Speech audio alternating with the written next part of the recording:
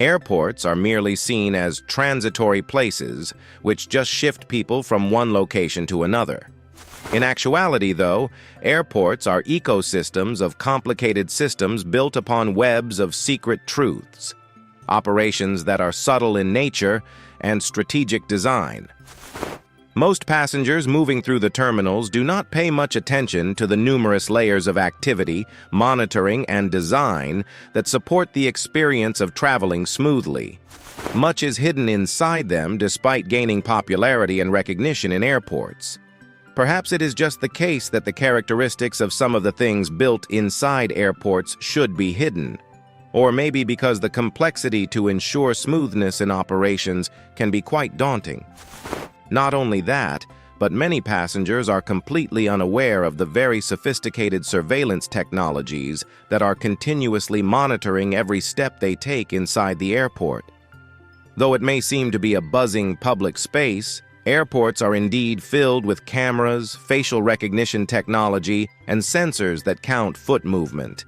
Even in places of the terminals where passengers may feel they have greater privacy, such as bathrooms or hidden nooks of the lounge, cameras are frequently positioned in a discreet manner in every nook and cranny of the terminal structure. The use of these systems not only ensures safety but also assists with the management of flow and crowd control simultaneously.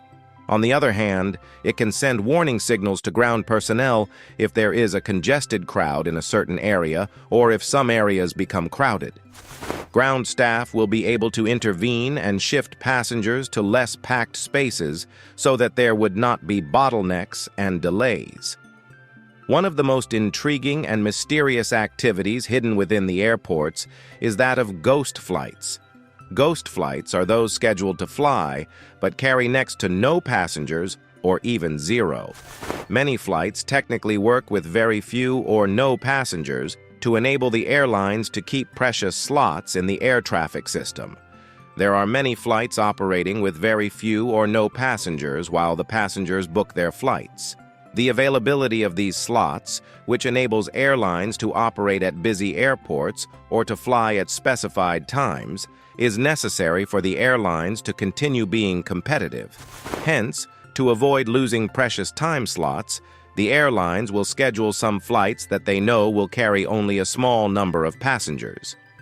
Most passengers are not aware that many of these flights are arbitrarily composed, not necessarily based on need but to avoid costly operating losses, even though they appear as regular services on the schedule. A large number of airports have private backroom deals with airlines over gate access and premium treatment. This negotiation is done in private. In all honesty, not all airlines have access to all of the gates. The large airlines get the best and most prime real estate in the airports, often with a choosing of great parking locations. Low-cost or smaller airlines often get sent out to more remote, inconvenient gates, which are often farther from the main action of the airport. The allocation of the large majority of time of gate capacity is, under most business arrangements, essentially masked from the field of perception for the ordinary customer.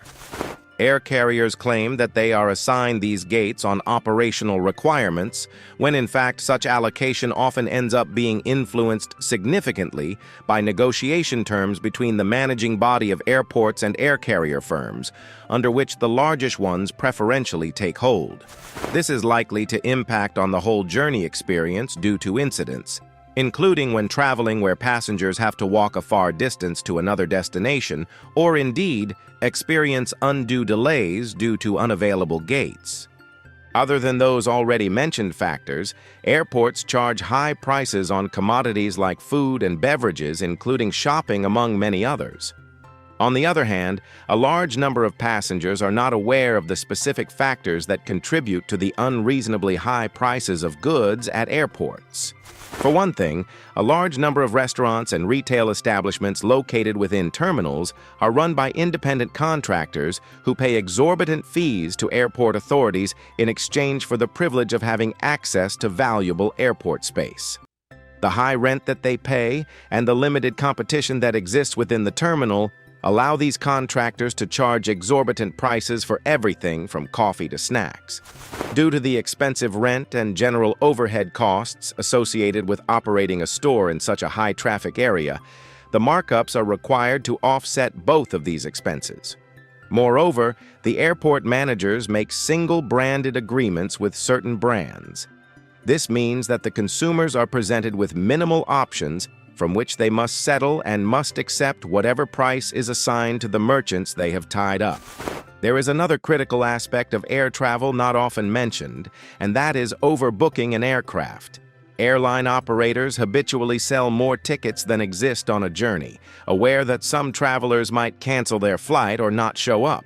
It is generally accepted practice on the part of the industry to overbook, raising frustration for so many travelers when bumped from their flights due to overcapacity, while no volunteer may be found in the airport for a later trip after having been compensated.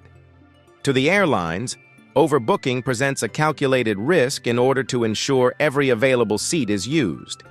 It may go wrong if there are too many passengers than initially calculated, or if the airline misjudged the number of absenteeism. Last but not least, there is the effect of privatization of airports on operations. Many airports, especially in large cities, are no longer state-owned, but rather privately owned. Private ownership of an airport usually means cost-cutting measures and chasing profits without much regard to the passenger. The disadvantages of private ownership are high prices, fewer facilities, and delayed maintenance. This is because, in private ownership, the basic objective is very often a profit-making exercise rather than rendering the best service to the passengers. In some cases, customers' delight will be sacrificed at the altar of wanting to turn the airports into machines that generate income. Commercialism governs everything from the design of the terminals to what is given to the customers. The secrets of airports are vast and complex, influenced by commercial strategy, technological breakthroughs, and the relentless pursuit of improving operational efficiency.